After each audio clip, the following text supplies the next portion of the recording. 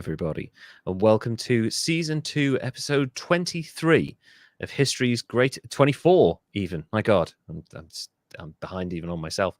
The show in which we look back through all of human history and bring you lessons from the greatest stupid people of all time so that you can learn from their mistakes and never repeat those mistakes again. But who are we kidding? We're humans. We like screwing up, so much so that actually it infects every level of our society at the moment, which we've just been talking about. It's a whole thing. There's just stupidity all around us, but sometimes it's fun. And also, it can also distract people from the other crazy shit that's going on. Anyway, welcome everybody. Joining me as ever is my amazing co-host Derek. Derek, how are you doing, and how is Arizona right now in the lead up to Christmas? I'm doing great. I'm feeling better, ready to rock and roll into the new year and all that stuff. And I think everything's going well here. I just try not to go outside anymore. Yeah, I don't know what the weather's like over there, but we've had like a dusting of snow over here, and my dog's like, "Oh, this is fun," and then like it freezes 2 hours later, and she's like, "No, no, not a chance in hell, mate. You want to go for a walk? Nah." I am thankful we don't have that. Yeah, it's kind of interesting because we live on a hill up here in my part of Wolverhampton, like quite high up, but also like my road is on a slight slope. So you see people, and my house is like just back from the road and slightly down. So you can see people like, oh, like doing that down the street.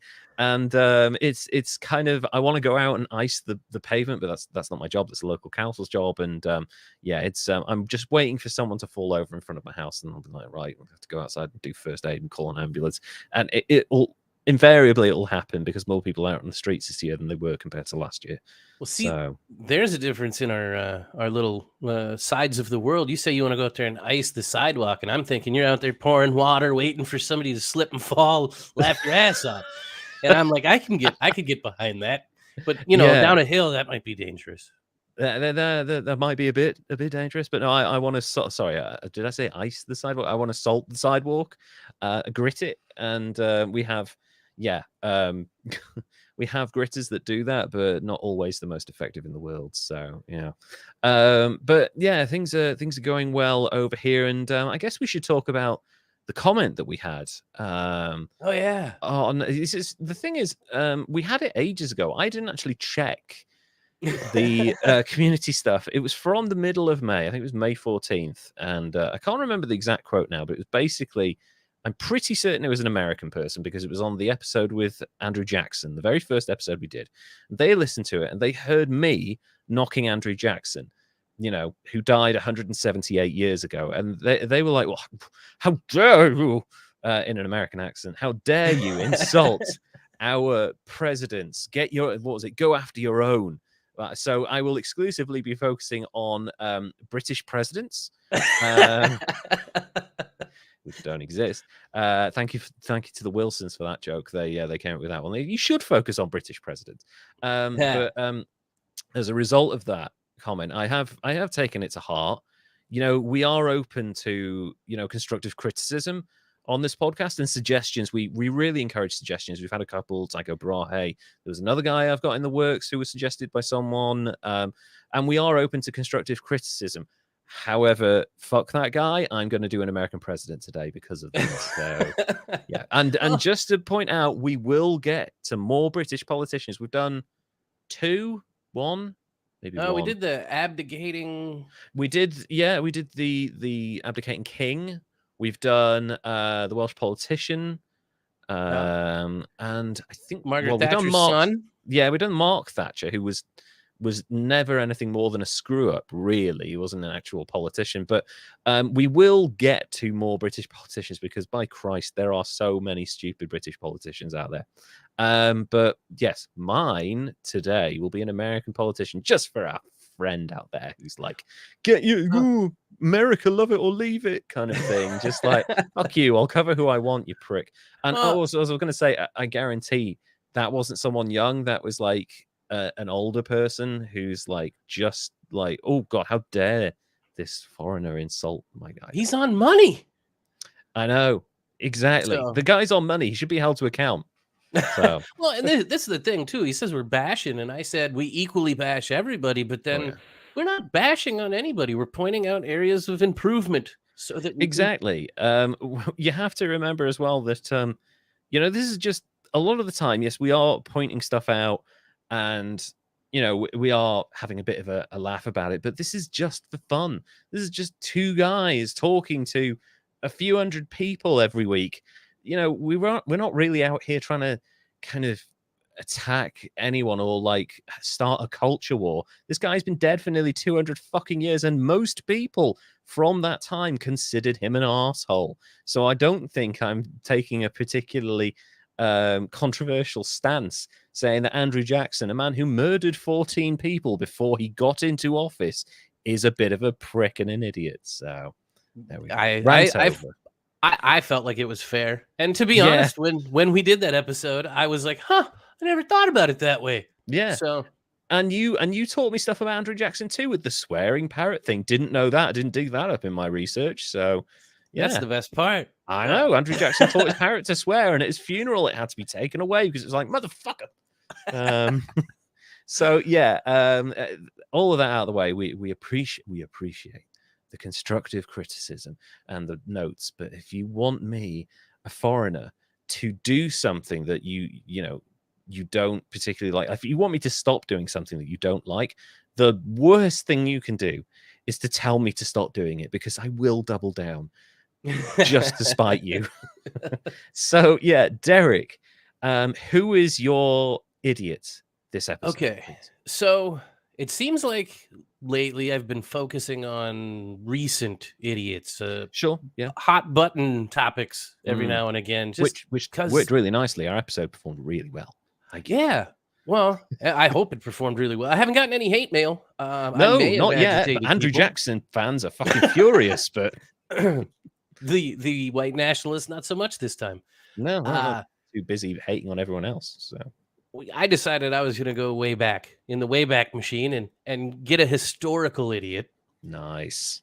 And so he actually helped shape the modern world. And I don't know if it was for the better or not, but we'll find out. He's born on the 14th of October, 1420, in the Kingdom of Castile in Spain. Okay. Yeah. Major powerhouse at that time. The Spanish Empire, kind of one of 3-4 major empires at that time. So Castile, stronghold as well. So yeah, that's really a good place to be born if you're going to be born anywhere at that time. And his uncle was a respected and celebrated theologian. So good place to be born, good family to be born into.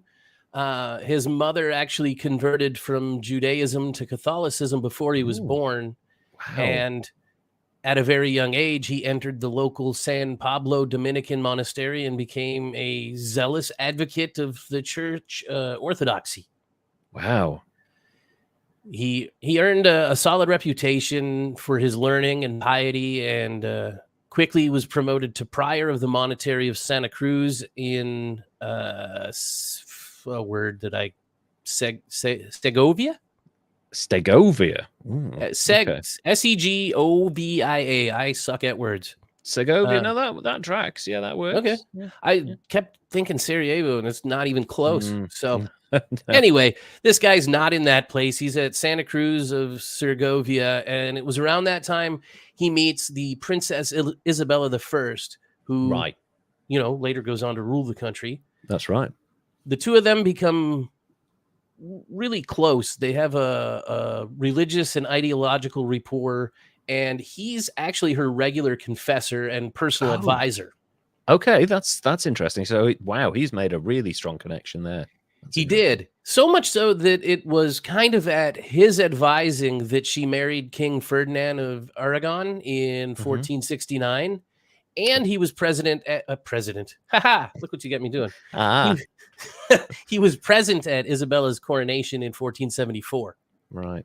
Two of the most important people in history, we should point out there, Isabella and Ferdinand, specifically for the kind of the course of European history. They are very pivotal for good and bad, multiple different ways. So yeah, that was, if he played a part in that, then this man has shaped history. It was really kind of interesting. at his urging to get them together to consolidate their kingdoms, and it was probably part of his plan to form a power base that he could draw off of for his own Right. purposes. Of course. Yeah. Which, had he not brought them together, the world back then and today could be totally different. Significantly so. Yeah. But in fact, his name's lost to the pages of history often, unless you're talking to people that are into things like the Inquisition. Sure. He did have a hand in most of the major events, and possibly helping later on for Columbus to sail to the Americas. Oh, okay. That's But really interesting. mostly, if you have heard about him or it's probably because of the 2,000 or so Spanish citizens that he brutally murdered. So Okay. in the mid 1400s in Spain, it was kind of either get with the Catholic Church or get the fuck out. Yeah. Basically, yeah. And by get the fuck out, you mean die, essentially. So Essentially, or convert. But even then, it wasn't good enough most times. No. So when that Spanish Inquisition was established, Isabella relied on her advisor, this guy, to help her. And he was tapped by the Pope because of his firmly pro-Catholicism stance that he was going to be the leader of the Inquisitors in Spain and help in the quest to rid Spain of its heretics. Yeah, this is all bore on around about the time when Spain was still kind of divided.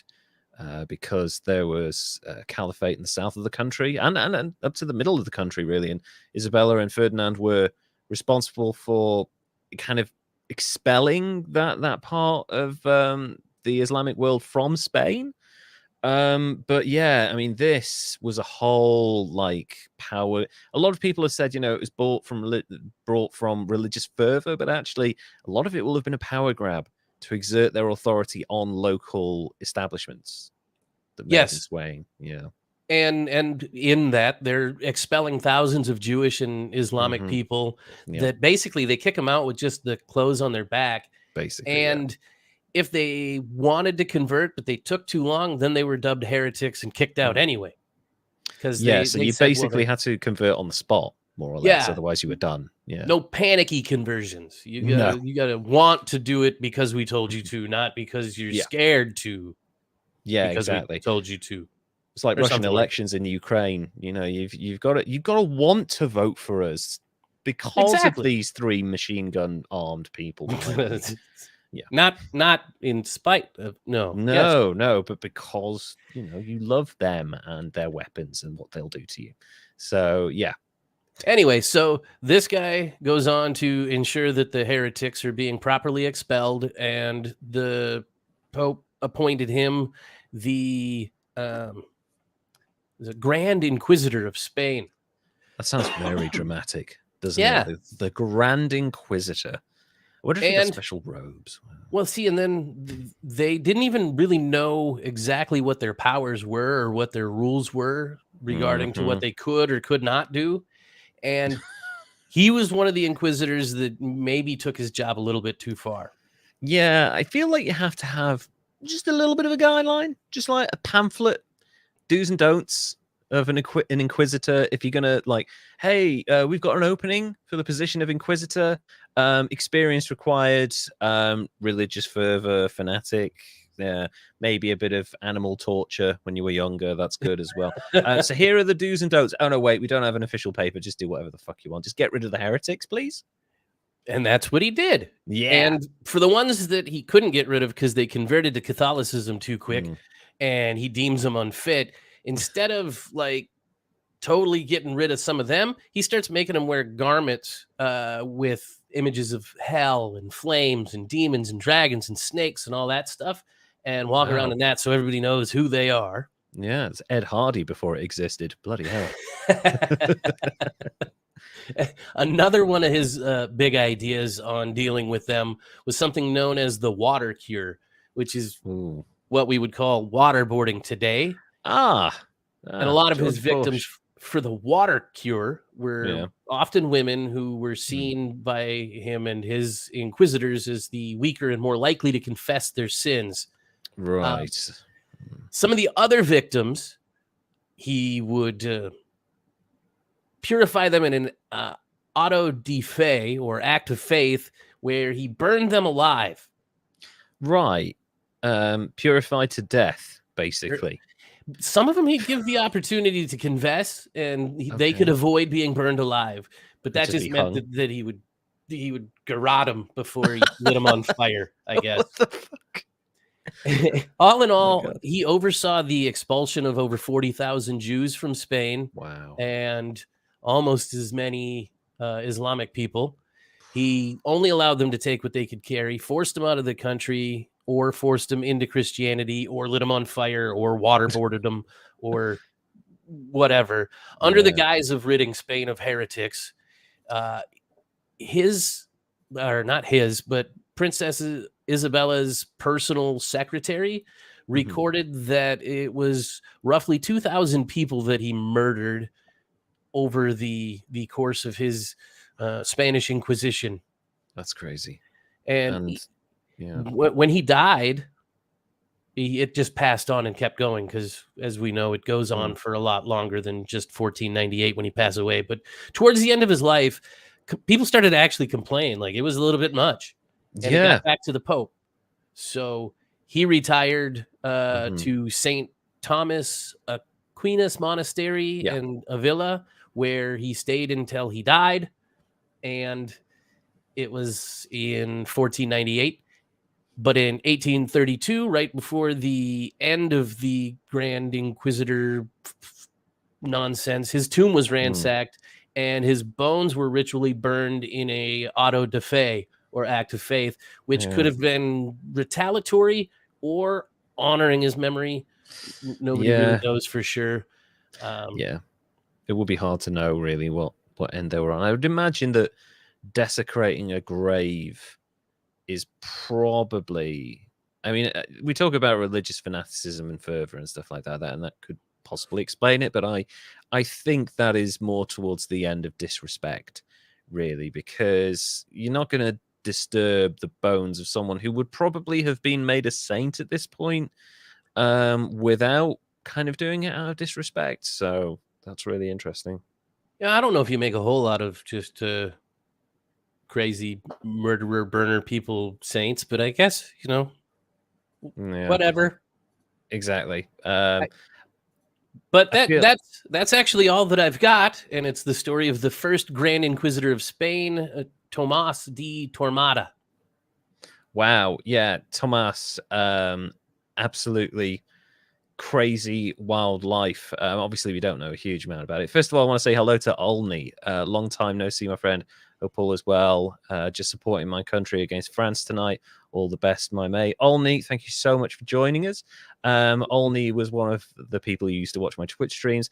England are currently playing France in the World Cup, so that means we may have a very diminished audience tonight, particularly in the UK. Aha! So, Olney, thank you. Welcome to the recording of the podcast and the live stream. The Grand Inquisitor, which is, it's like the sexiest fucking Conan the Barbarian style name you could possibly get. I mean, the Spanish Inquisition is one of the great black marks in human history of like abject torture and just horrific violence against one's own people, and genocide, essentially, expulsion, all of that stuff, born from the fact that the Spanish felt that they had to defend themselves and the Catholic faith against invaders because they've been so successfully invaded for the last few hundred years or whatever.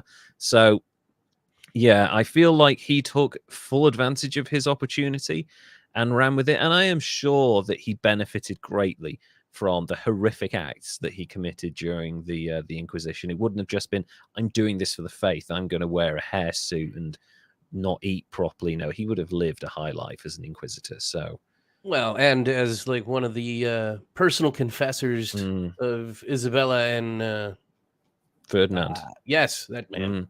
That's I mean, it's awful, and just for the fact that he was behind, like, one of the driving forces behind that. It's funny because he essentially brought together the couple that helped reunite Spain to a certain extent, which he should be commended for, because it provided stability to a nation of people who had like gone backwards and forwards with struggles and stuff in that time. But at the same time, the Spanish Inquisition just kind of rules a lot of that out, the good stuff. So I'm going to have to go a solid 91 with this guy. Ooh.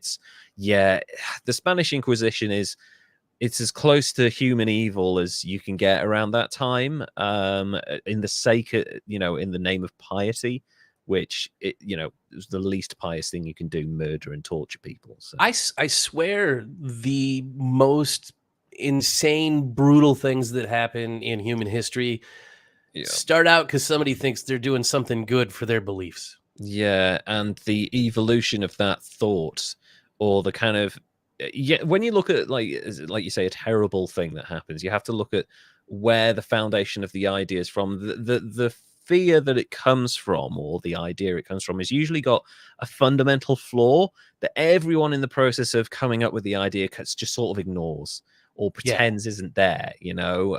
Whatever atrocity it is, it's usually born from some sort of twisted logic where we need to do this to stop this from happening. But actually, when you looked at it, you know at the initial stage that, knowing human behavior, it's going to lead to something much worse. It's kind of like prohibition. I mean, this is an example I can give where we're not going into like Holocaust level thinking, which is, but the prohibition thing came about because a lot of people were alcoholics and over drinking in America, and people were spending their wages in the saloons and beating their wives and just drinking themselves into an early grave. It was like part of the existence in America at that time. And the response was, we will take this kind of doctrine of Christian thought that has been rising for the last 30 years about stopping people from drinking and make it into law. The problem is that you can't use completely kind of arguable, what's the word I'm looking for here? Kind of, I'm stuck too. Yeah, you know what I mean? Like when people have their own set of beliefs, morals, you can't legislate morality, right? There so you go. Can't take a moral thought and turn it into law, because your morality is completely subjective. There we go. I've got the sentence out now. So nailed it too. And that's a lot of it. Again, that the kind of reflections of the Spanish Inquisition there, where people were just like, well, we have to get rid of the infidels. Look what they did in the past. Therefore, we'll do this. And if anyone at any point had gone, hold on a minute, you can't just expel Jewish people and Islamic people because of their religion. You can't just burn people and torture people and waterboard them and all of that shit in the name of piety. I don't think there would have been any resolve in that room for that kind of conversation. People were just like, this person's on board, the Pope's on board, therefore we have to be on board. So right. And I think that, that happens a lot. It seems like, though, where it's and the most important thing is, if you're a leader and you're doing something and you're thinking, well, we've got to take this away because they couldn't handle it. Yeah. You're going down the wrong path. Exactly. Yeah. You're not looking into the actual way you can evolve the situation so that you remove the issues around it. It's like the repealing of Roe versus Wade. You're not going to stop abortions happening. You're just going to stop safe abortions happening. People are just going to start dying as a result of abortions. Babies, wives, people are going to go to prison. And that is the worst thing you can do in a modern society, is kind of increase the chances of people dying by outlawing something that is actually a very necessary part of society. Anyway, this guy, totally not a good Catholic, and certainly one of the worst characters in Spanish history. I think it's fair to say, along with the former dictator of Spain. So 91 I feel like is a fair score. I'm not sure. I don't know if my guy's going to get quite as high a score. Nowhere near as bad, but still a massive idiot. We will get on now. This is for the nameless person who said that we aren't, what was the word? We aren't funny or interesting. We're not funny or interesting. I know knew that. I know. Like, come on, dude. You think that's going to hurt me? I've been hearing that from my mother for 30 fucking years. That's not going to hurt me. All right. So as a result of him saying that I, a Welsh person, should not cover American presidents. I'd like to talk today about Warren G. Harding, the scandal-ridden gambler. And I'm going to struggle right out the bat with this fucker's middle name. So, Warren Gamaliel Harding. What? Yeah, Gama, so Gamma, Liel, Lyle. Wow. Neil. Yeah, And I think it's sad that I didn't know his middle name. I know. I thought it would have been something somewhat old, like, because we got Grover Cleveland around this time, or maybe George, something more traditional. But Gamaliel, wow, Gamaliel. Yeah. Was he related to any sort of like woodland nymphs or? People had a right go at this guy for his like lineage. So we'll get into that. Like, people have it's so horrible and gross. So yeah, maybe, I don't know. I think it might have just been, he came from quite a posh background. So maybe there's like, and he's got roots. His family are from all over the place. So we'll get into that now. Maybe we'll kind of come to an understanding. Warren Gamaliel Harding was born on November the 2nd, 1865 in Blooming Grove, Ohio. Nicknamed Winnie as a child, he was the eldest of 8 children, born to George Tryon Harding. I almost called him Tyrone when I first read that. Tyrone! No, it's Tryon Harding, which, I mean, I guess this family got a penchant for weird middle names. Tryon Harding, 1843 to 1928, usually known as Tryon, and Phoebe Elizabeth Nee Dickerson Harding, 1843 to 1910. Phoebe was a state licensed midwife, so that's immediately like, whoa, okay, like she's not a homemaker. Yeah, she's professional. She's had training. And Tryon farmed and taught school near Mount Gilead. So they were a kind of a middle-class family around this time. Like, his mother would have been making good money, and as a farmer and a school teacher, they would have been like either self-sufficient or reasonably well-to-do. So through an apprenticeship and a year of medical school, Tryon eventually became a doctor and started a small practice, which again is going to like elevate. Now you're in upper middle class territory. You might be able to afford like live-in servants at this point. Like, it's good money right there. Some of Harding's maternal ancestors were Dutch, including the wealthy Van Kirk family, apparently, which is kind of a surprise. Harding also had ancestors from England, Scotland, and Wales. Boom! Suck on that, you stupid prick. I'm going after one of my own politicians here. This stupid idiot is fucking Welsh, sort of. Sort of, kind of good enough. Yeah, it'll do. It's tangentially related. It was rumored by a political opponent in Blooming Grove that one of Harding's great grandmothers was African American. His great grandmother, Amos Harding, claimed that a thief who had been caught in the act by the family started the rumor in an attempt at extortion or revenge. In 2015. Genetic testing of Harding's descendants determined with more than a 95% chance of accuracy that he lacked any sub-Saharan African forebearers within 4 generations. So smears were common even back in the 19th century in politics. And it almost worked too. It did, yeah. Show us the birth certificate. Yeah. Jesus. I know. I forgot about that. That shit's still going on 150 years fucking later. In 1870, the Harding family, who were abolitionists, moved to Caledonia, where Tyrone acquired the Argus, a local weekly newspaper. At the Argus, Harding, from the age of 11, learned the basics of newspaper journalism and business. So he learned how to lie, make up sources, harass people, hack into their mobile phones. You get the idea.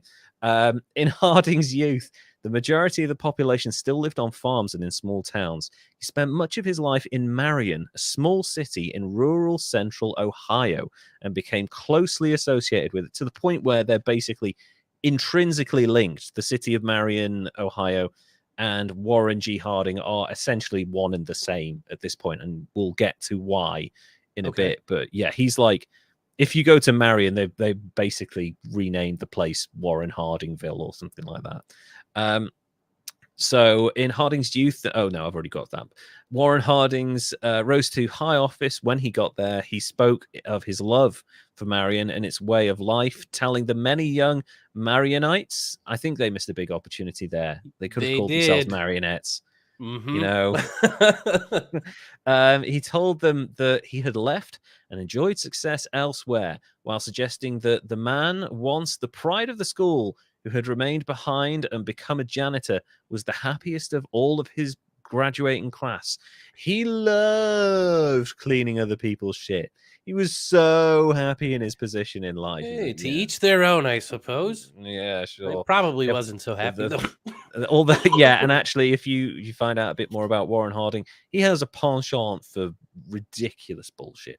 So, upon graduating, Harding had stints as a teacher and as an insurance salesman. So, insurance salesman, journalist, like we've got the foundations of a very good lying politician here, and made a brief attempt at studying law before he was like, oh, fuck that. That is boring, which, I agree with.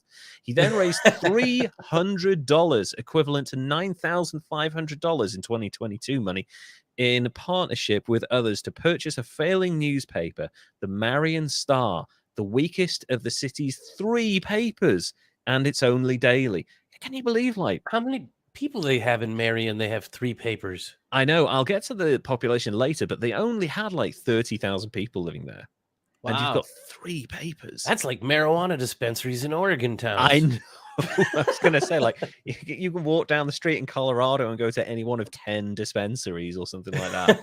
But yeah, that's and actually that reminds me a little bit. I've had this conversation with some of my parents and my grandparents and stuff, and talked about like the places they used to live in, like small towns in North Wales. And they were like, oh, there were maybe 7,000 people living in this town. Oh, and we had 4 cinemas.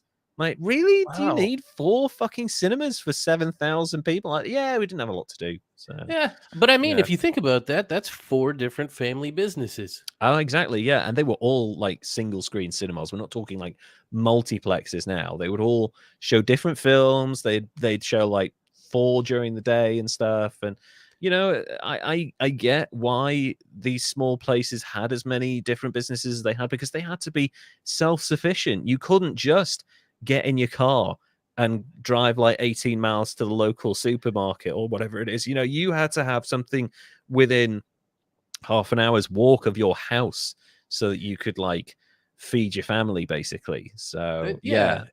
and that makes sense. The 18-year-old Harding used the railroad pass that came with the paper to attend the 1884 Republican National Convention, where he hobnobbed with well-known journalists and supported the presidential nominee, former Secretary of State James G. Blaine. Never heard of that fucking guy. I'm not. I am massive into.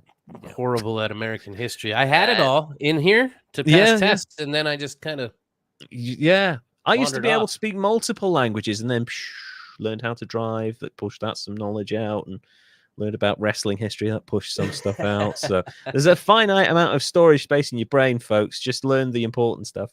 Harding returned from Chicago to find that the paper had been reclaimed by the sheriff for outstanding debts.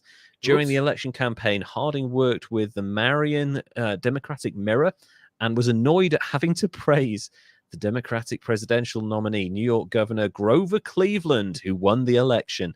Afterward, with the financial aid of his father, the budding newspaperman redeemed the paper. I love that he was like, don't want to fucking praise that prick over there, but I will. Hey, I appreciate that, though. Yeah. It's fair and balanced bullshit. I mean, Yeah, that's journalism. true. Yeah, and actually, you know what? Well, he as a newspaperman, he was very keen on that, on balanced approach to news and sourcing your stories and integrity and stuff. So this is actually a moment in his life where he's doing a lot of things right. So through the late 1880s, Harding built the Star. Although the city of Marion tended to vote Republican, as did Ohio, Marion County itself was actually Democratic. Harding therefore adopted a tempered editorial stance, declaring that the Daily Star was non-partisan and circulated a weekly edition that was moderate Republican. So the main newspaper was basically non-partisan completely.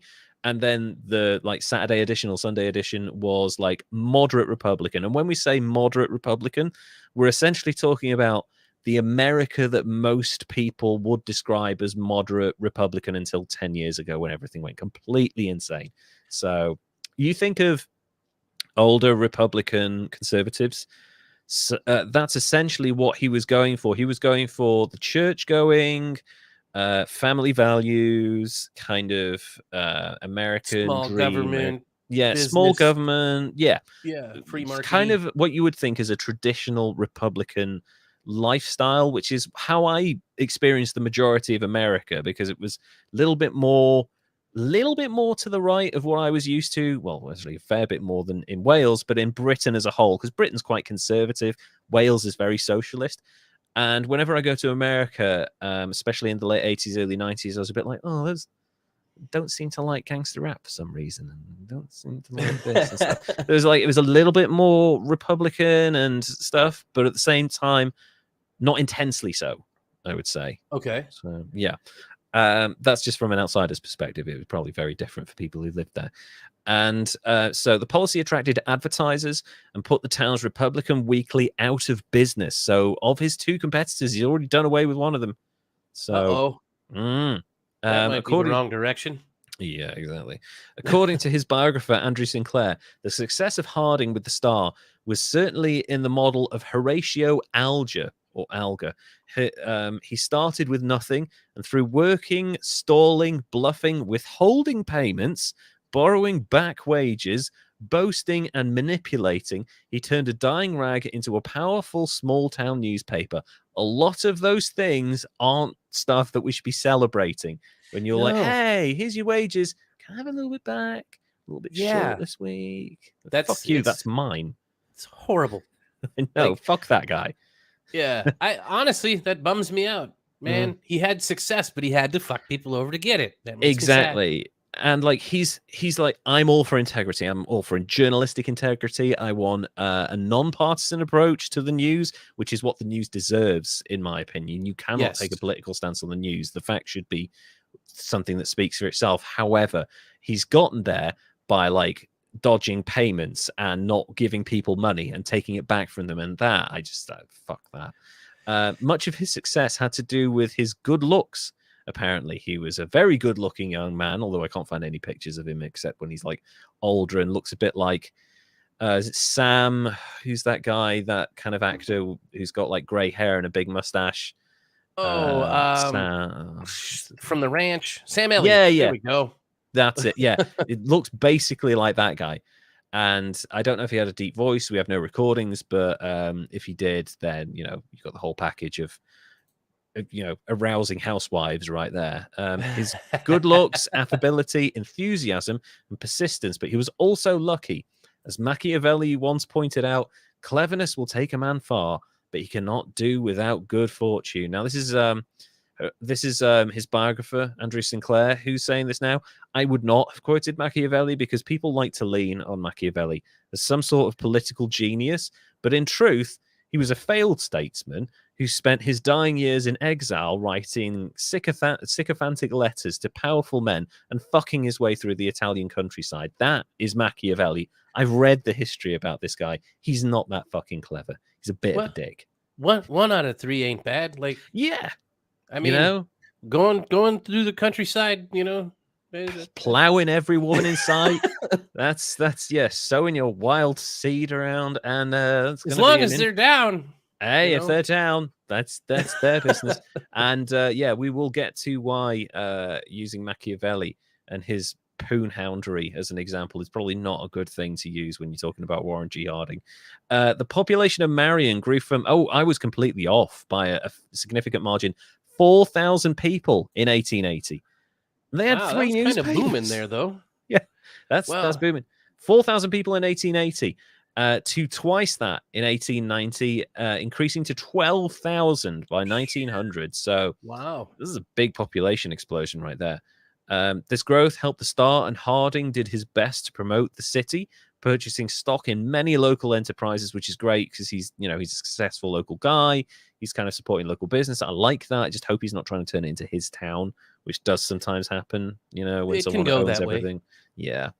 Although a few of these turned out badly, he was a successful investor with an estate of $850,000 in 1923, equivalent to 18 million in 2022 money.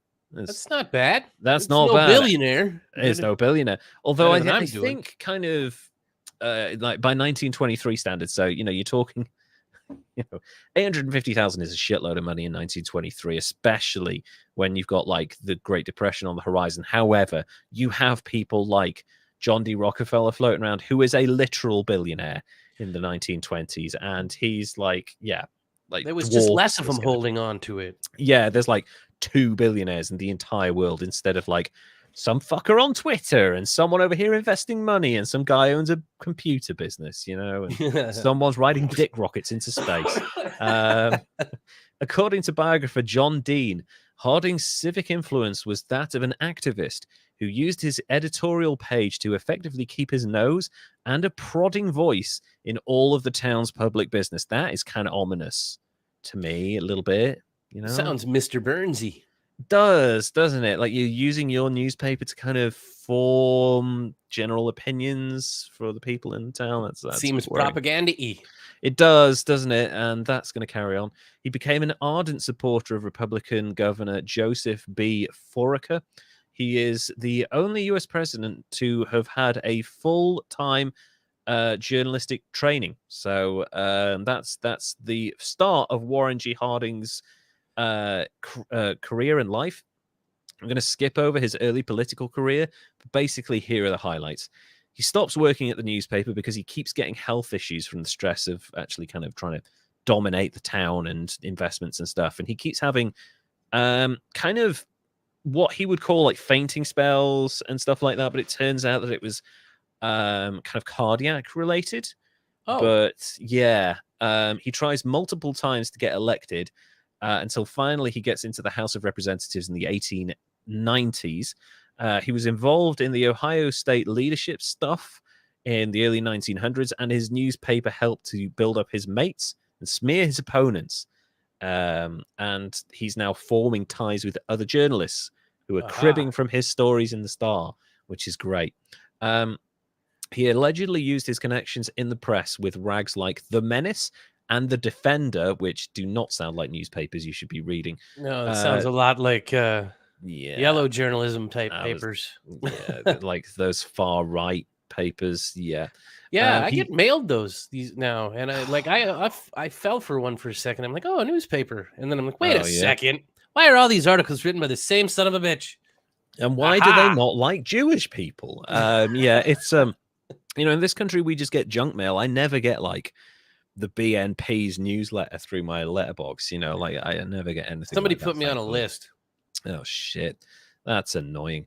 Apparently he had ties to these newspapers, The Menace and The Defender, and he used them to publish warnings that his Senate opponent and noted Catholic Timothy Hogan was the vanguard in a plot led by the Pope Benedict XV, through the Knights of Columbus to control Ohio. Holy moly. That's exactly what they needed in the Vatican City. They had to get Ohio. Gotta get that corn. Gotta get over there. Which that's like some Pizzagate level like crazy shit right there, right? That's just nonsense. It didn't work. And he lost and became a junior senator as a result, which is like completely humiliating for a man of his stature. He voted. He was also a bit of a flip flopper. He voted in favor of women getting the vote, but only like but only the ones that vote for me. Exactly. Yeah. But actually, the way he did it was very clever. He said women should only get the vote when everyone in Ohio agrees that they should get the vote. So he was like, I agree with them. It's not on me. So he's like, I agree that this popular thing that everyone is behind should happen as long as the people vote for it, which is like his way of saying, well, if they don't vote for it, then it's out of my fucking hands. And he also voted in favor of prohibition. but he constantly tried to undermine it because he loved fucking booze. Like, it was like behind women and poker, this guy fucking loved booze. And he deliberately, like, he voted in favor of it, thinking that it wouldn't get ratified in time. He was like, you got a 3-month window, go ahead, put it into place. I'm in favor of prohibition, thinking this is going to get bogged down in like jurisdiction and like paperwork. But actually, no, it got ratified. And he's like, oh shit, now I've got to stop drinking. But it didn't happen. They constantly got drunk in like the Senate and places like that. Yeah, I mean, if you've got the means, yeah, illegal if you doesn't ever, matter. Exactly. If you ever get a chance to watch Prohibition, the documentary by oh Christ, who's that documentary filmmaker? He did like the Civil War and baseball. Anyway, there's a documentary series called Prohibition, and it's got like actual interviews with Prohibition people. Ken Burns, that's it. Ken Burns documentary from PBS. It's one of the best documentary series I've ever seen. And he basically outlines that there was a guy or a few people in Washington that would just pull up in like hearses to the back of the Senate building and be like, oh, isn't it sad this person's passed away? Roll the barrels in. And it was full of booze that they used to get drunk. And also, before Prohibition came in, a lot of these places and a lot of these rich people stockpiled enough booze to drink themselves to death for the next 10 years. So, yeah. You got it. Preppers, the OG preppers. Yeah. The OG, yeah. When the shit hits the fan, I want enough whiskey to be able to die. So when he returned, yeah, exactly. So that's kind of where we're at with his early political career. Now let's look at his run for the Oval Office. In 1918, Harding was appointed to the Senate Foreign Relations Committee. President Woodrow Wilson took no senators with him to the Paris Peace Conference, after World War I ended and everyone met up in Versailles. Confident that he could force what became the Treaty of Versailles through the Senate by appealing to the people. That's kind of bold, not taking any of your people along as like to get them invested in it, so that they can rally people when they get back. When he returned with a single treaty establishing both peace and the League of Nations, the country was overwhelmingly on his side because no one wanted war anymore, right? After the horrors of World War I. That one sucked. That was just a grinding death. Oh, God, yeah. Yeah. Just like at that point, 4 years of solid murder for just wiped out entire generations of men. So everyone was in favor of that, and I gone to the wrong page. Many senators disliked Article X of the League Covenant, which committed signatories to the defense of any member nation that was attacked, seeing it as forcing the United States into war without the assent of Congress. So I can understand why they didn't like that. You've got a political system in place for a reason, and you've just kind of circumvented it with like a treaty involving foreign powers. Yeah. So that's not going to be popular, right? No. So Harding was one of 39 senators who signed a round-robin letter opposing the League. When Wilson invited the Foreign Relations Committee to the White House to informally discuss the treaty, Harding ably questioned Wilson about Article X. The president completely blanked him and ignored all of his inquiries. The Senate debated Versailles in September 1919, and Harding made a major speech against it. By then, Wilson had already suffered a stroke, and while on a speaking tour, with an incapacitated president in the White House and less support in the country, the treaty was defeated, and Republicans started looking at Warren G. Harding as a possible presidential candidate because he'd overturned an overwhelmingly popular treaty in a matter of a year. So I can see. I was going to say I can see now why they're like, this guy is ready for the top. Yeah, right? That's a big, bold move. And yeah, you want somebody that has that sort of sway and swagger. That makes sense. And, he had, as a result of that, he had a groundswell of support. And he the problem is, he thought he was doing really well. There were like 16 other candidates on the Republican primary to try and go for the presidential thing. And their first stop is Ohio. And he's like, I've got this in the fucking bag. This is going to be a breeze. And then he does really poorly. Whoops. even in his home state and throughout the rest of the thing. He's like 7th or 8th in the running for the Republican nomination. And then the smoke-filled room happens. Okay. The night of June 11th to 12th, 1920, became famous in political history as the night of the smoke-filled room, where legend has it party elders agreed to force the convention to nominate Warren Harding. Historians have focused on the session held in the suite of the Republican National Committee Chairman Bill Hayes's office at the Blackstone Hotel, at which senators and others came and went, and numerous possible candidates were discussed. Utah Senator Reed Smoot, which is a fucking great name, before his departure early in the evening, backed Harding, telling Hayes and the others that as the Democrats were likely to nominate Governor Cox, they should pick Harding to win Ohio. They were only nominating him because they were snickering Governor Cox. Oh, yeah, Smoot. Smoot also told the New York Times that there had been an agreement to nominate Harding, but that it would not be done for several ballots yet. That wasn't true. A number of participants backed Harding, others supported his rivals, but there was no pact to nominate him. But the senators had quite a lot of power to enforce their decision.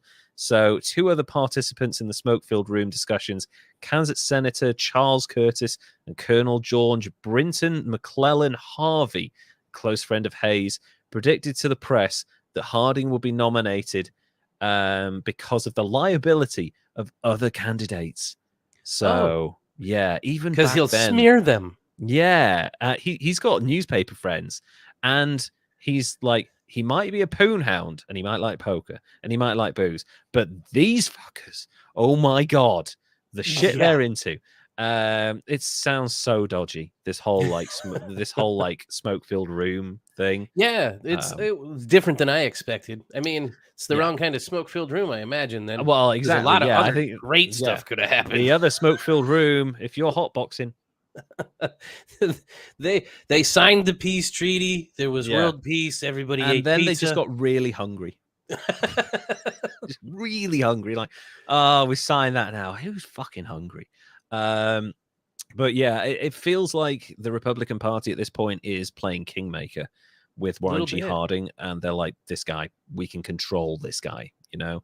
So Harding and Coolidge were on the ticket, and it was quickly backed by Republican newspapers, but those of other viewpoints expressed disappointment.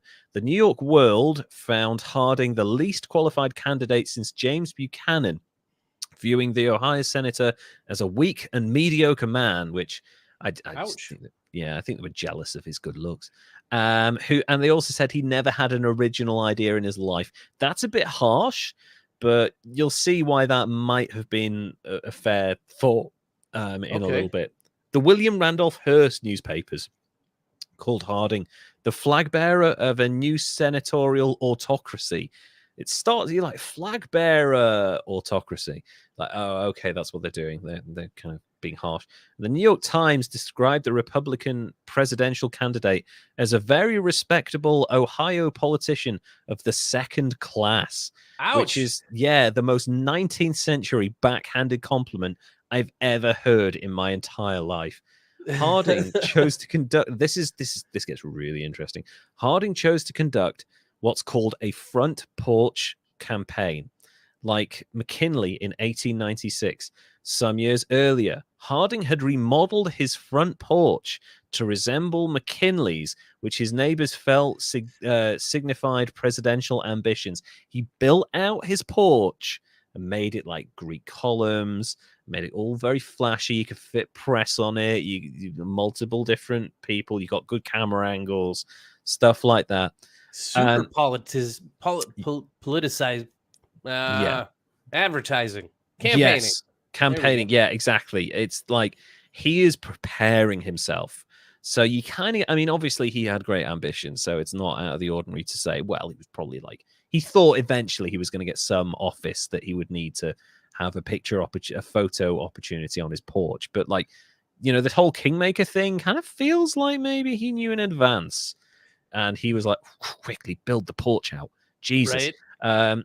So the candidate remained at home, in Marion, and gave addresses to visiting delegations on his porch. In the meantime, Cox and Roosevelt stumped the nation, giving hundreds of speeches. They traveled up and down the country trying to give as many speeches as possible. But this motherfucker was staying on his porch and refused to leave. Yeah, come to me. Come on. You want the news? Come to me. So yeah, I mean, maybe he isn't super original because he's just done what McKinley did, but it seems to work. In Marion, Harding ran his campaign as a newspaperman himself. He fell into an easy camaraderie with press covering him, enjoying a relationship which few presidents have ever equaled. His return to normalcy theme was aided by the atmosphere the Marion house provided, an orderly place that induced nostalgia in many voters. So what he's doing is he's like, come and have a look at my house. It's really, you remember the good old days? Look at you when you sat out on your porch and you made decisions there. It's exactly how I'm going to be president. You can't beat nostalgia. It's crazy. No. Damn good old days. I know. I'm really kind of, I can't be too angry with this guy. The front porch campaign allowed Harding to avoid mistakes. And as time dwindled towards the election, his strength grew. The travels of Democratic candidates eventually caused Harding to make several short speaking tours, but for the most part, he remained in Marion. America had no need for another Wilson, Harding argued, appealing for a president near the normal. Fuck you. I'm staying at home on my porch. Come to me. I can't believe this worked, but it did. I feel like I'm watching this right now on the Yellowstone series. Yes, that's a good equivalent. Yeah. That's a good shout, actually. Yeah, I completely agree. I haven't seen a huge amount of Yellowstone, but that like down home country nostalgia like campaign, it seems to work. Take care of business the old school way on my porch, where the men are men and we shake hands, and that's how business is done. And it's just weird. And if you want to appeal to a largely Republican like country at this time, that's a great way of doing it. And also the very fact that he controlled the press. This man, as a newspaperman, realized that you can go in person to multiple different people and really stir up like 5,000 people or 300 people in a factory or 150 people at this union. But if you can get really good press out to like 400,000 people a day, eventually you're going to win from your porch. And that is really, really clever. Yeah.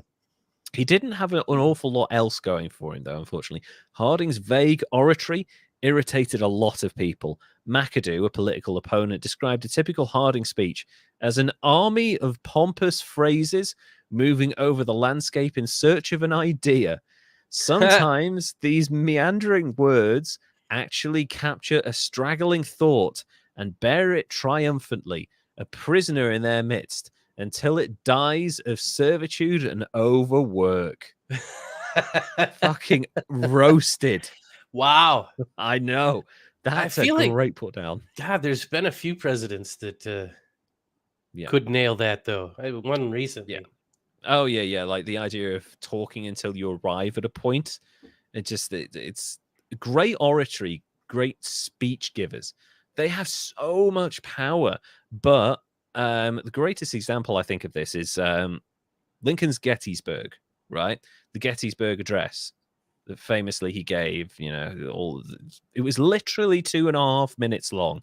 Before he got up to talk, the mayor of Gettysburg had fucking rambled on for like an hour. And people were just like, oh my God, I am fucking done with this day.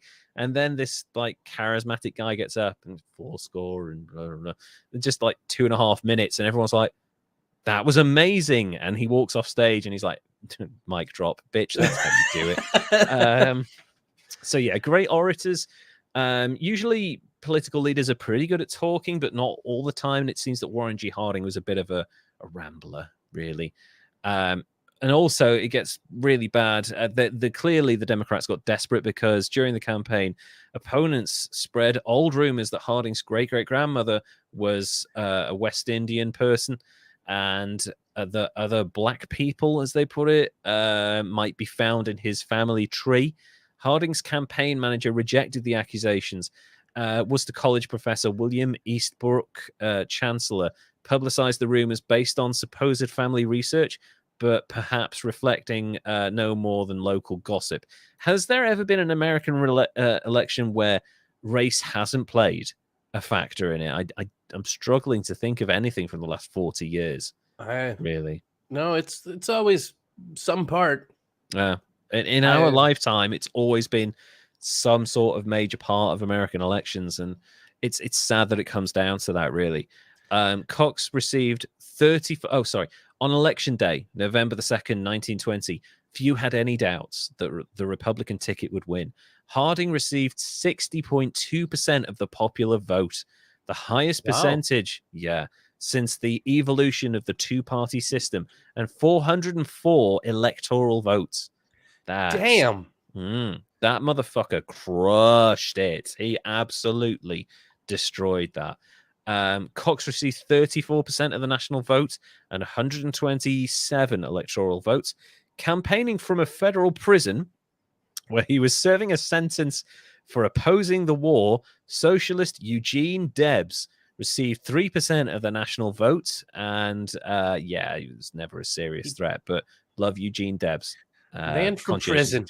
Yeah, I'm going to run a presidential campaign from prison. It's no less insane than running it from your porch, really. The Republicans greatly increased the majority in each house of Congress.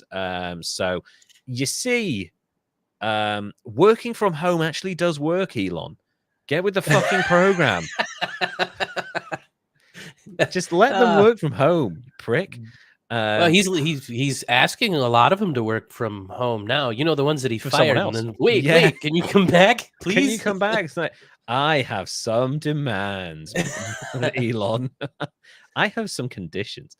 Can you come back? I want a 50% pay rise. I want to be able to work from home. I want an electric car outside my front door by tomorrow morning. Yeah.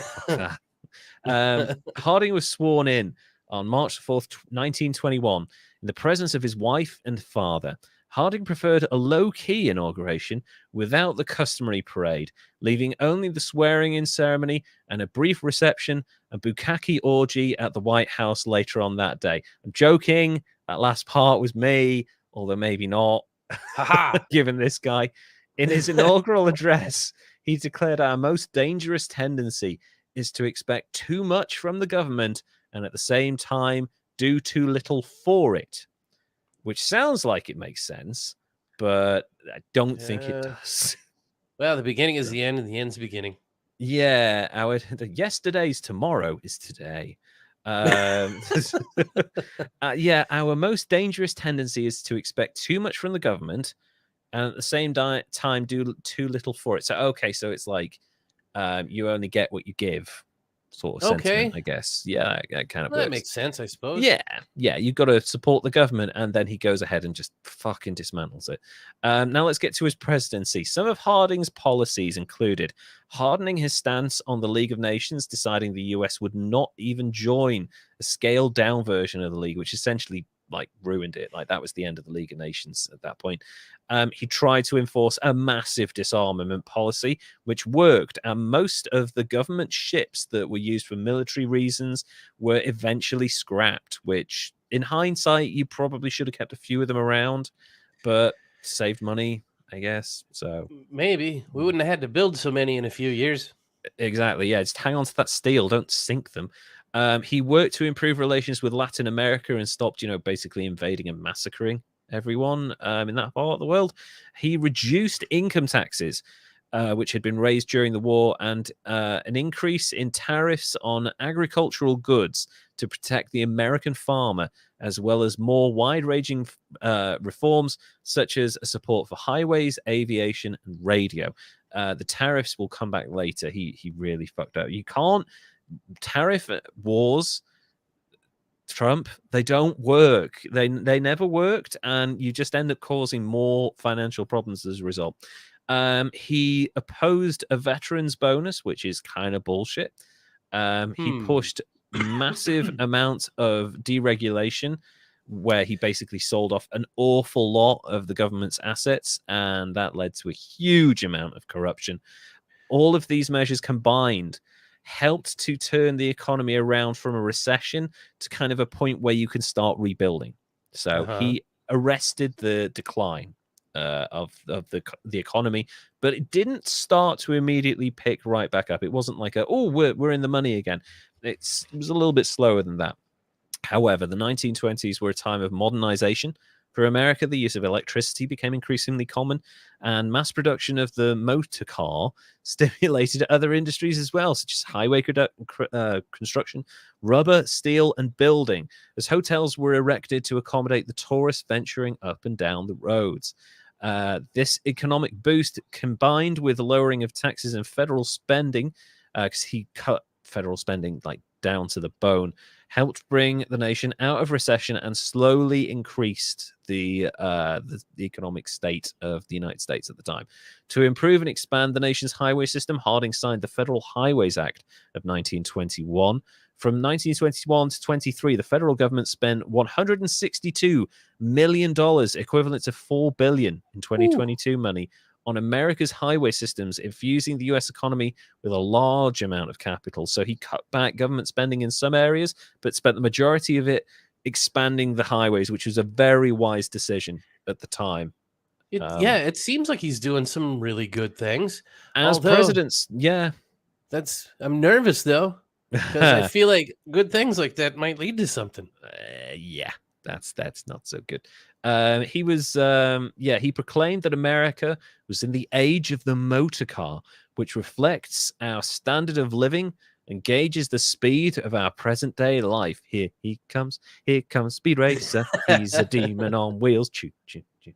Although Harding's first address to Congress called for passage of anti-lynching legislation, yes, that was a thing at one point, he initially seemed inclined to do more for African Americans, to do no more. I apologize for saying that. No more for African Americans than Republican presidents of the recent past had. He asked cabinet officers to find places for blacks in their departments. Sinclair suggested that the fact that Harding received 2/5 of the Southern vote in 1920 led him to see a political opportunity for his party in the solid South. So this is where there's a seed shift happening. Okay. On October the 26th, 1921, Harding gave a speech in Birmingham, Alabama, to a segregated audience of 20,000 white and 10,000 African Americans. Harding, while stating that the social and racial differences between whites and blacks could not be bridged, he urged political rights for the latter. So many African Americans at the time voted Republican, especially in the Democratic South, and Harding stated that he did not mind seeing that support, and if the result was a strong two-party system in the South, he was all for it. He was willing to see, this is the worst part though, he was willing to see literacy tests for voting continue, if applied fairly, to white and black voters. Whether you like it or not, Harding told his segregated audience, unless our democracy is a lie, you must stand for that equality. But it's not equal thing, though, is it, Warren? Because when the education system is aimed at providing more opportunities and better quality of education for one group of people, then literacy tests are still a continuation of discrimination. You've just like shifted the goalposts with that one. Right. When you don't have the access to the education that the counterpart has, it's not equal. Exactly. So instead of like denying African Americans the vote, he's like, we want you to have rights. We want you to have a voice. However, to vote for those rights and to make your voice heard, you have to pass a test so that you can vote. But all you have to do is be educated, like everyone's educated. No, that doesn't wash. You got to kind of wonder if they didn't realize that everybody couldn't just read books and be educated, and everybody didn't just have people that taught them. But I mean, it's pretty easy to see, you would think. But yeah, I feel like that there's definitely an element of disconnect and naivety, and absolutely no idea of what's going on in his own country at this point to a lot of what Harding's doing. But at the same time, this guy must have known something, and he's like, well, look, we can't disenfranchise these African American voters because some of them vote Republican. However, we still don't like them. So instead of not giving them the vote, we'll just make it really fucking difficult for them to vote, which is bullshit. yeah, it's that loophole of like making you think that you care without actually caring. It's, advertising. Yeah, exactly. So, entering the 1922 midterm congressional election campaign, Harding and the Republicans had followed through on many of their campaign promises and actually had done reasonably well for the country as a result. But some of the fulfilled pledges, like cutting taxes for the well-off, did not appeal to the electorate because who wants rich people to have more fucking money? The economy had not returned to normalcy. It was on the improvement side of things, but unemployment was still at 11%. And organized labor were very angry over the outcome of the strikes, where they'd basically been battered by police and stuff like that. A month after the election, the lame duck session of the outgoing 67th Congress met. Harding then believed his early view of the presidency, that it should propose policies but leave their adoption to the Congress, was no longer enough, and he lobbied Congress, although in vain, to get his ship subsidy bill through, which didn't happen. Once Congress left town in early March 1923, Harding's popularity began to recover, amazingly. The economy was improving, and the program of Harding's more able cabinet members, such as Hughes, Mellon, and Herbert Hoover, was showing results. Most Republicans realized that there was no practical alternative to supporting Harding in the 1924 for his re-election campaign. In the first half of 1923, Harding did two things that were later said to indicate foreknowledge of his own death. He sold the Star newspaper, though undertaking to remain as a contributing editor for 10 years after his presidency, and he made a new will, which is like a bit of a warning sign right there. I think. Okay. Yeah. So he knew something was coming, eh? Yeah, I mean, he'd been aware that there was he'd had a lot of health issues throughout his life, like kind of occasional. He'd been confined to what were recuperation spaces, like he'd go on holiday for a month and stuff to recuperate because he said it was stress and he was tired, but actually it was also down to his lifestyle, and unfortunately he had his family had a history of heart issues, so he had to take care of that. Back to this as well, Harding had long suffered health issues, but was not experiencing symptoms. He tended to eat, drink, and smoke too much. By 1919, he was aware he had a heart condition. Stress caused by the presidency and by Florence Harding's own chronic kidney condition debilitated him, and he never fully recovered from an episode of influenza in January 1923. In early June 1923, Harding set out on a journey which he dubbed the Voyage of Understanding, which, I mean, if it can improve his speeches, then that's at least something. The president planned to cross the country, go north to Alaska, journey south along the west coast, then travel by U.S. Navy ship from San Diego along the Mexican and Central American west coast, through the Panama Canal to Puerto Rico, and return to Washington at the end of August. Harding loved to travel and had long, although apparently not when he's running for election, and long contemplated a trip to Alaska. The trip allowed him to speak widely across the country, to politic, and to bloviate in advance of the 1924 election campaign, and give him some rest away from Washington's oppressive summer heat. I'm really unwell and exhausted. Let's go on a fucking world tour. That'll sort me out. Yeah, gosh, that sounds like a real Aussie thing to do. It does, doesn't it? Like, I understand that if you are in the company of like the US Navy, you've got a private cabin, or you're on your own private train car or whatever, it's going to be somewhat relaxing. But anyone who's done a lot of traveling, even if you do it in business class or first class, will tell you that it's fucking tiring.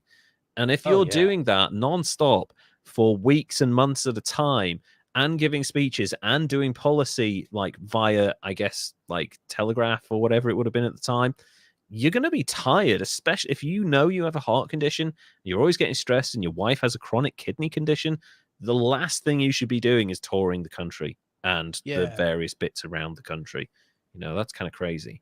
Seems like it would take a toll. It certainly did, and it's almost like he wanted to be offed at this point, because he's doing the least smart thing you can do. Anyway, ultimate mic drop. Yeah, like I'm gonna die on this trip. Boom. So Harding's political advisors had given him a physically demanding schedule, even though the president himself ordered it to be cut back. They were just like, nah, fuck you. You can do this. In Kansas City, Harding spoke on transportation issues. In Hutchinson, Kansas, agriculture was the theme. In Denver, he spoke of his support of prohibition and continued west, making a series of speeches not matched by any president until Franklin Delano Roosevelt, who, man, he really did quite a few tours. Harding had become a supporter of the World Court and wanted the US to become a member. In addition to making speeches, he visited Yellowstone and Zion National Parks and dedicated a monument on the Oregon Trail at a celebration organized by venerable pioneer Ezra Meeker and others. This is not good for his health. This is kind of it's a lot of work. It's way too much work. On July 5th, Harding embarked on USS Henderson in Washington State. He was the first president to visit Alaska and spend hours watching the dramatic landscape from the deck of the Henderson. That I like. I'm glad that he was able to experience that. Yeah, that would actually be pretty neat. I think so as well. I kind of quite like to do an Arctic cruise. Part of me really wants to do it, see the northern lights and experience the weather. That'd be great. Also, while having a spa in the ship. I want to see the ice sheets, where they take you by the glaciers and stuff. That would be neat. If you get a chance, and this is completely off script now, there's a series of videos on YouTube by these like kind of traveling YouTube vlogger type people, Cara and Nate, I think they're called, and they did an Arctic cruise on a brand new, all new ship that costs £30,000 per person to go on this cruise. You are one of like 120 people on board. It's a big ship, but like small numbers. Your cabin is luxurious, but the amenities on board, they have heated like handrails all the way around the ship. They've heated like benches all the way around. That'd make it way nicer. Yeah, so you can sit out and watch like the polar bears and the seals and all that, but your ass is warm. So that's important. Exactly. And like when you get into the ship, they have the usual stuff like multiple restaurants, they have multiple like places to go and hang out, they have a cinema and all of that stuff, but they also have an outside heated pool, so that you can sit and watch the Arctic view go by in a heated pool. They also have, this is something I think I want to mention to you, they have a cognac and cigar lounge, which sounds really fucking cool. That is fancy. Yeah, they have 2 gyms. Yeah, absolutely, 2 gyms. And also, what was the other thing? Oh yeah, they have like a kind of an infused steam room, so that you can be steamed, and then you can have a go in like one of like 4 jacuzzis. And like just like that's the kind of cruise I want to go on. And also all the food and drink is included, so you're not going to get like nickel and dimed the entire time. And for all this advertising, we will take 2 free trips. Yes, if someone wants to donate us $60,000, we would gladly go on this cruise. It sounds amazing. Just away from that, just going on that kind of cruise through the Arctic Circle. It sounds kind of amazing. Sounds like a once in a lifetime experience, and I'm glad he got to experience that, because good for him. It'd be way better than the Panama Canal, I bet. Fuck yes, especially at this time. Like, that's where someone died, and that's where someone else died, and that's where that person died, and that's just the Panama Canal for like 10 miles. On July 26, 1923, Harding toured Vancouver, British Columbia, as the first sitting American president to visit Canada. He was welcomed by the Lieutenant Governor of British Columbia, Walter Nicol, the Premier of British Columbia, John Oliver, not the TV presenter, and the Mayor of Vancouver, and spoke to a crowd of 50,000 people. That's That's a big deal, but that's like the entire population of Canada at the time. Holy shit. Harding visited golf courses along the trip. Massive golf fan, this guy. And one particular golf course in Canada, he only completed 6 holes before becoming so fatigued that he had to go for a rest for a few hours. He played the 17th and 18th hole, so it would appear he'd completed his round. He didn't succeed in hiding his exhaustion, though, and one reporter said he looked tired and that a rest of mere days will be insufficient to refresh him. So, yeah. So he looked half dead. He looked half dead. Not a good thing to do. In Seattle the next day, Harding kept up his busy schedule, giving a speech to 25,000 people at the stadium at the University of Washington. In the final speech he gave, Harding predicted statehood for Alaska, which I don't think that's like a massive prediction. I think that was on the cards, really. So, yeah, you found oil at this point, and you like cars, and Alaska's full of it. So, just fucking, yeah. That's going to be ours. That's ours. Hello, Russia. Give us that bit, please. Also, no one can drink up there. The president rushed through his speech, not waiting for applause from the audience, just fucked off, which is a bit of a warning sign. Harding went to bed early the evening of July 27th, 1923, a few hours after giving the speech at the University of Washington. Later that night, he called for his physician, Charles Sawyer, complaining of pain in the upper abdomen. Sawyer thought it was a recurrence of a stomach upset, but Dr. Joel T. Boone suspected a heart problem. The press was told Harding had experienced an acute gastrointestinal attack. That's bullshit. And his scheduled weekend in Portland was cancelled. He felt better the next day as the train rushed to San Francisco, where they arrived at the morning of July 29th. He insisted on walking from the train to the car and was then rushed to the Palace Hotel, where he suffered a relapse. Doctors found that not only was his heart causing problems, but also he had pneumonia. Which, yeah, that's like, you're fucked, mate. Sorry. Time's up. Heart condition and pneumonia. You've been, spending too much time in the colds. Sounds like the symptoms of heart failure at that point. Basically. And also, yeah, you shouldn't be touring when you're like this. He was confined to bed rest in his hotel room. Doctors treated him with liquid caffeine and digitalis. Fuck me. Yeah, that's not good. And he seemed to improve. Well, you would if you've been fucking pumped full of caffeine. Jacked up. Yeah. Like, his heart is exploding. Let's give him caffeine quickly. Hoover released Harding's foreign policy address advocating membership in the World Court, and the president was pleased that it was favorably received. By the afternoon of August 2nd, Harding's condition still seemed to be improving, and his doctors allowed him to sit up in bed. Thank you very much, doctor. At around 7:30 p.m. that evening, Florence was reading to him a calm review of A Calm Man, a flattering article about him from the Saturday Evening Post. She paused and he told her, "That's good. Go on, read some more." Those were his last words. Wow. Yeah. She resumed reading when, a few seconds later, Harding twisted convulsively and collapsed back in bed, gasping. Florence Harding immediately called the doctors into the room, and they were unable to revive him with stimulants. So, rub cocaine in his teeth, quickly. Harding was pronounced dead a few minutes later, at the age of 57. Wow. Which, even back in the 1920s, that is fucking young, especially for a president, So. Oh, yeah. God. Harding's death was initially attributed to a cerebral hemorrhage, as doctors at the time did not generally understand the symptoms of cardiac arrest. Florence Harding did not consent to have the president autopsied because they're probably going to find lover's pox in him in there. Sorry. Now you might be wondering, after all this, why is Warren Harding on this podcast? Well, I'll tell you. There's been a debate going on for decades about whether he is, in fact, one of America's worst president. And from what I've told you, you wouldn't necessarily think that was the case, really, because he stopped a recession, kind of got the country back on track. Did some good things, yeah. Did some good things, certainly more than, God knows how many dozen forgettable presidents, right? That Oh yeah, did yeah. nothing in their time or died before they even got a chance to do anything. But here's the thing. Warren G. Harding's claim. So I'm going to present you with the two sides of the argument of whether he is a good president, like one of the worst presidents ever, or people who are like, nah, it's overblown.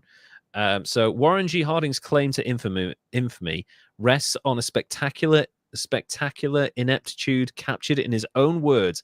I am not fit for this office and should never have been here in the first place. That's a quote from the man himself. I don't know. I kind of like that. Yeah, I'm not good enough to be here. Holy shit. Like, they played Kingmaker with a man who didn't want to be king. I think that makes him better. Yeah, to a certain extent. He didn't think he deserved to lead. However, it gets worse.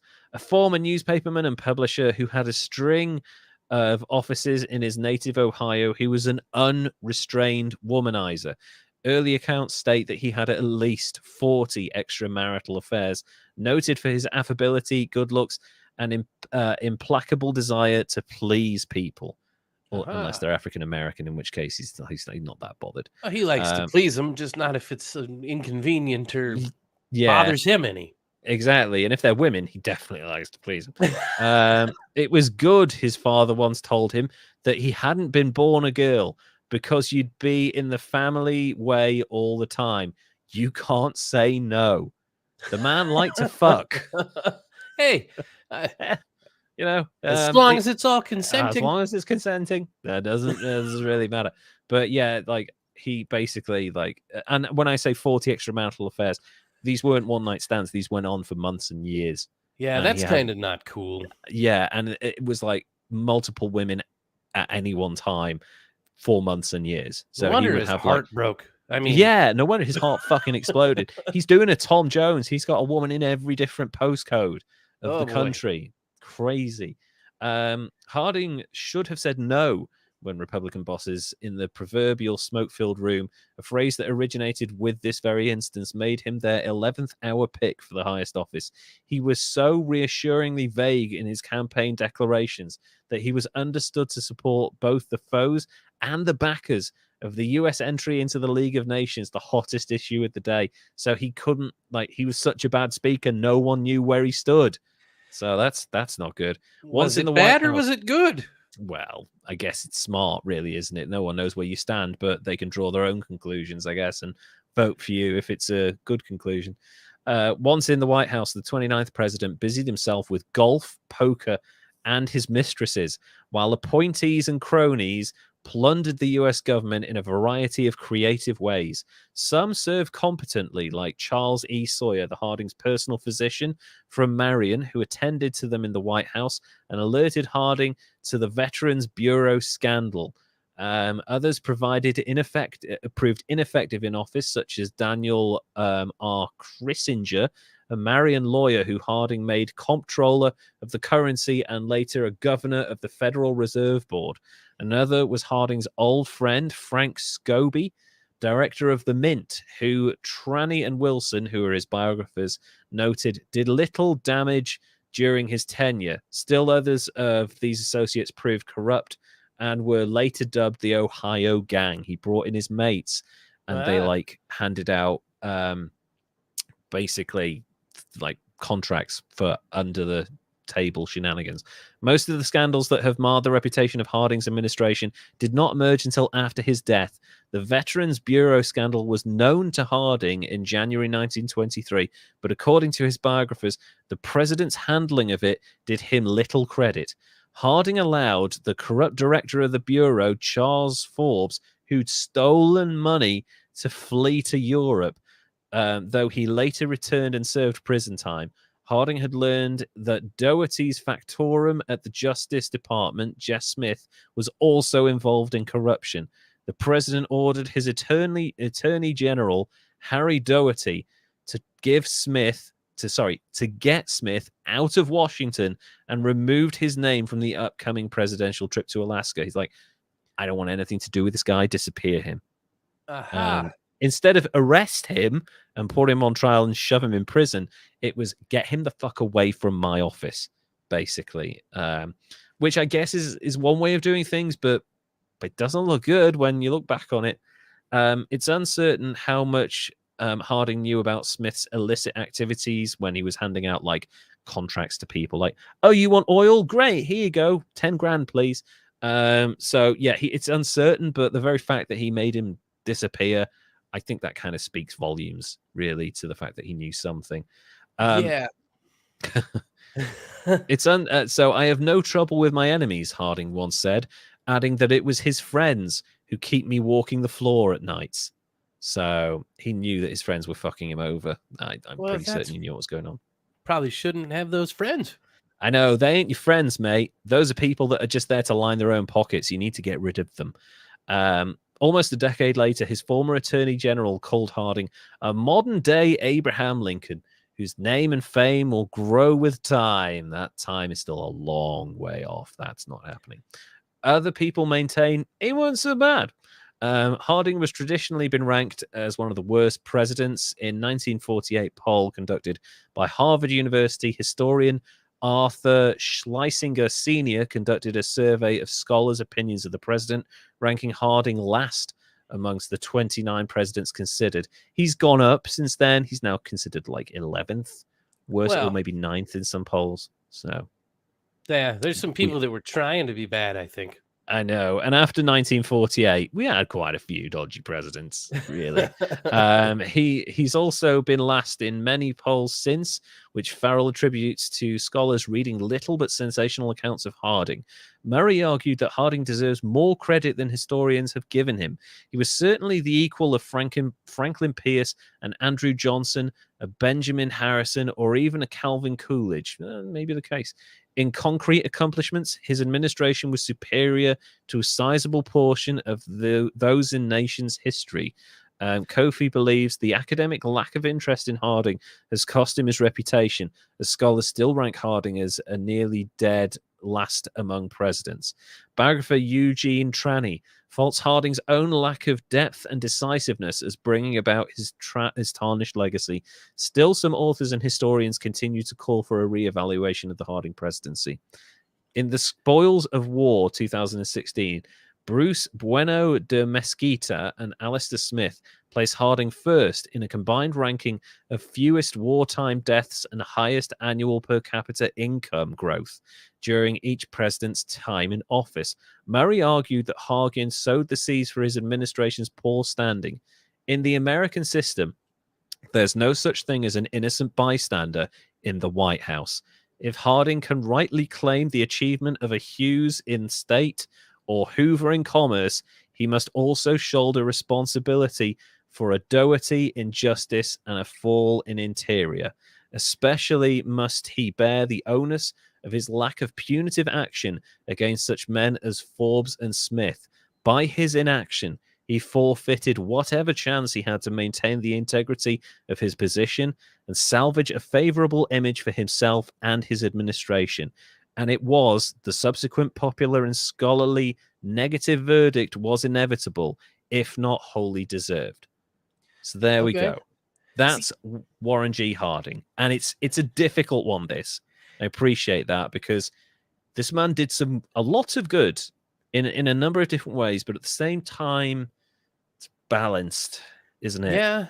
Yeah. Well, I mean, it seems like in the 20s, through there, men being womanizers and drinking a lot and smoking too much and gambling was just kind of a thing.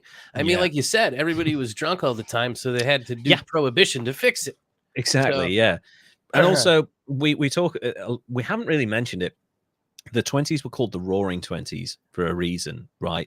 People were drinking, they were going out clubbing, they were dancing the Charleston and shit like that. Like, people were having a good time. It was a party atmosphere, and it was as a result, largely as this party atmosphere and this we don't need to worry about anything, that led to the financial crash of 1929, because people weren't paying attention to what was going on around them. And that's kind of one of the things that I was going to say, too, is the deregulation and the homie hookup stuff and allowing corruption to manage stuff may have looked good initially and early on, but it's that that brings about stuff, and then when Hoover steps in it and makes it worse, Exactly. it's, I don't know, I feel like they do that a lot. Like they take credit for good stuff, knowing full well that they fucked everything up for people in just a few years. Yeah, exactly. He laid the foundation for a financial disaster by stripping the government of assets and deregulating a lot of stuff that really could have done with more regulation. It's funny because if you look at the financial crisis of 2008, a lot of that can be pointed back to when Bill Clinton repealed Glass-Steagall, where, you know, banks had to have your stuff stowed away safely in like a nice 3% annual return. And the rest of the stuff that you gave them to invest, they could do whatever they want with that. But your stuff, your mortgage, your 401k, your, you know, all of that stuff, that was safe. Nothing was going to happen to that. He repealed that, and the banks went, oh, great, we can all put it together. And now we've got a big chunk of money to play with. Yeah. And as a result, you know, everything went to shit. So that started with Bill Clinton in the mid-90s doing that shit. So, and it's, I mean, damn, it was booming in the 90s. Yeah. You know, which. Not sure why. And then, you can look back on it. Piling on ever since. I know. You look back and say, well, you know, Bill Clinton amassed a huge amount of wealth for the United States, like a huge amount of savings the country had in its like pockets, and then George Bush spent it all, and it just all went to like Halliburton and people like that during the war, and you know, then there's a massive deficit of foreign debt and stuff like that, which started with George Bush. But actually, you know, you can say that the money that Clinton got was as a result of Reaganomics, and you know, you can go all the way back. You know, Rome started this and all of that stuff. But ultimately, I think when we look at Warren Harding, and I do think it's fair to say he's one of the worst presidents because he laid the foundation for so many things to go wrong in America that had massive knock-on effects. And also, to say that he was indecisive, I think is fair because he basically delegated everything and didn't want to do any of that. Like, he just wanted to poon and drink and like play around, and just like he wanted his big dream projects, right? He wanted, like, I'm going to set up the road system and I'm going to spend shitloads of money on that, and I'm going to help radio infrastructure and all these big projects. But like the actual day-to-day business of managing the country, he didn't give a shit about that. Right. So, and I was going to say, when did he have time to run anything when he was didn't busy running it down, you know? I know. So that's Warren G. Harding. It's a very complex thing because, I mean, I'm not the most, you know, kind of qualified person to talk about his legacy. I feel like it's a mixed bag. But the negative stuff that came about as a result of him, and again, it's a bit like Andrew Jackson, like setting in stuff in place for the Trail of Tears that ended up killing loads of Native American families as a result of like his policies and stuff. A lot of these knock-on effects are what make people worse with hindsight. So, what are you going to score Warren G. Harding? That's, gosh, this one's hard because I feel like he was honest that he didn't want to be there and knew he didn't want to be there, but they made him be there. Exactly. Yeah. But he wanted to be there. I mean, no bullshitting. You don't be a newspaper man and get involved in wanting to marionette things around if you don't want the power. So and he tried to get elected a lot. Yeah. And I'm going to rate him extra because he worked himself to death on purpose, I think, so that he didn't have to deal with it. I kind of get that impression as well. So gosh, like, I don't want to go too high though, because he didn't seem to kill anybody. I mean, he was inept, didn't. And which he was just inept and womanizing, which, you know, like you could be saying anything about any politician right there. You know, inept, womanizer. That's like anyone from either side of the aisle over the last 200 years. Let's give him a score of 78, almost a B. Yeah. I like that. Almost a B. Like, that seems fair because, you know, he did a lot good. You know, the expansion of the highways was a very wise decision. Important, yes. Yeah, really important. And, you know, focusing more on international affairs as opposed to internalizing a lot of the issues was a good move. I mean, the kind of the fucking up of the League of Nations was not a good idea, but that was built on sand foundations, really. So that was always going to happen. But he did some good, and he did stuff that was probably nowhere near as bad. But the problem is that he was kind of a lame duck president, and also the stuff he set up eventually caused a huge economic collapse, and the cronyism he put in place was a complete disaster. So yeah, I will take a 78. It's definitely not the worst American president of all time, not even close. I don't even think Andrew Jackson is the worst American president of all time. I think there have probably been worse. Rough. He was just rough, Andrew Jackson. Jackson was just an arsehole of his time.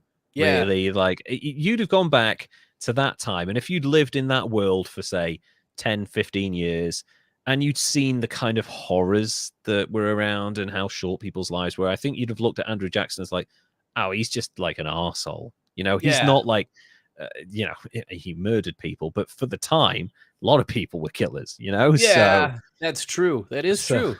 Yeah. So I feel like we have more American presidents on the horizon, but we will eventually get to the worst ones in time. I've voiced one of them, and I think you'll be able to guess who that is. So we'll get to him in time, but also some of the more modern ones as well. Some of the really stupid ones that like cocaine and were racist, and we'll get to them too. But I really enjoyed researching Warren Harding because he's one of those presidents where I only knew few bits, and I knew that he was not particularly well liked by like mainstream like kind of opinion.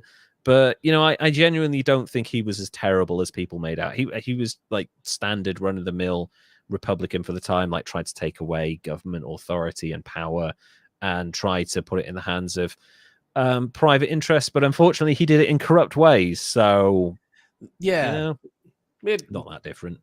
It's one. What is it? 6 of one, half dozen of the other. Absolutely, yeah. And I don't think we can have any like real surprises about that because this is an era of like Tammany Hall politics with Democrats and stuff, and boy were the Democrats corrupt at this time, and still probably are because they're politicians at the end of the day. But this is a world where corruption was rampant because America was still a very young nation. You look at young nations now in the rest of the world in this day and age, and corruption runs rampant because a few core people get control of stuff and they give the power to their mates. It's still happening in Russia. So, when you have friends who have too much power and not enough competence, this happens. So America was still a relatively young country at the time. They were still getting past the idea of people being cronyistic. It still happens in my country. There is an internal investigation going on in the UK over a member of the House of Lords who who lobbied for contracts during COVID for her husband and who got hold of like £26 million worth of money. So, I mean, it's happening here. You got Nancy Pelosi's husband with chip stocks, and you got Biden's son, and then everybody in Trump's family. Every member of the Trump family and Hunter Biden. Like, I understand he's been made a bit of a scapegoat for the right-wing press, but he is a fucking idiot as well. So he's probably going to make one of these once he gets done doing idiot stuff. Yeah, we'll give it a couple of years and we'll get on to Hunter Biden, that's for sure. But I feel like nepotism and cronyism, it's always been a part of politics. It just kind of, you find that there's less acceptance of it over time, but unfortunately, it's part of the fabric of Western civilization at this point. We just need to hopefully learn our lessons and learn that we need to move on from this way of doing business. Do what Genghis Khan did. It's a meritocracy, and if they don't agree with you, eat the children. No, I'm joking. Don't do that. So that's our show for this week. Derek, how did you find kind of looking into the Spanish Inquisition? That's going to be a really tough thing to research. Monty Python. Yes, I resisted the urge. That's how I landed on it, and I found researching it not as hilarious, but still interesting. No one expects the Spanish Inquisition. That's it's a dark period in human history, but actually really interesting from a historical point of view, and this time in America as well, when America is becoming a modern nation. And like, I feel like when you're talking about Warren Harding and radio and the expanding of the road networks and stuff, I can almost hear like George Gershwin going,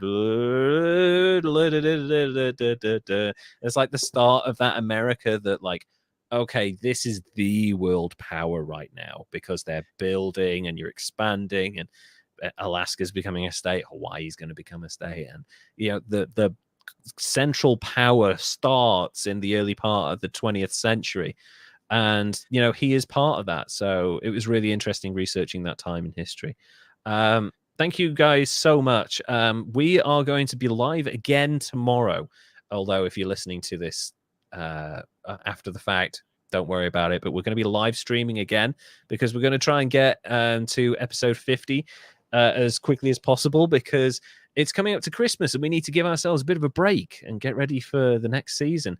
I have gotten in touch with some very talented young people of the Wilson family who will be producing new theme music and new animation for us in the future. Nice. So look forward to that for season 3. But for now, we're going to be live again tomorrow night around about the same time, doing another episode, which after the fact will be coming out 2 weeks after this episode goes live. And then I'm considering for our 51st episode, I might put the actual 51st episode on hold, and I will do a retrospective special edition as a bonus episode over the new year, where I will feature the segments where we had the highest scoring idiots of all time. Yeah, I might do 3 of them, get some really high scoring idiots in there. So expect some planet killers, some stabby professional wrestlers, and other people on that list as well. So prepare yourselves. If you do want to follow us again on social media, please follow us at History's Greatest Idiots on Instagram and at Greatest Idiots on Twitter. And also, if you'd like to throw us some money, go to patreon.com/History's Greatest Idiots and become one of our Patreons. If you want to sling us some money as well, I do have in my link tree, I have what's it called, a Ko-fi page. If you'd like to just give us a one-off sponsorship, I will share that money with Derek. And yay. And yeah, generally just give us a follow, subscribe to the podcast if you can. We're approaching 50 episodes. Tomorrow is going to be our 50th episode ever. It's huge. Yeah, we've covered well over 100 idiots at this point. That's insane.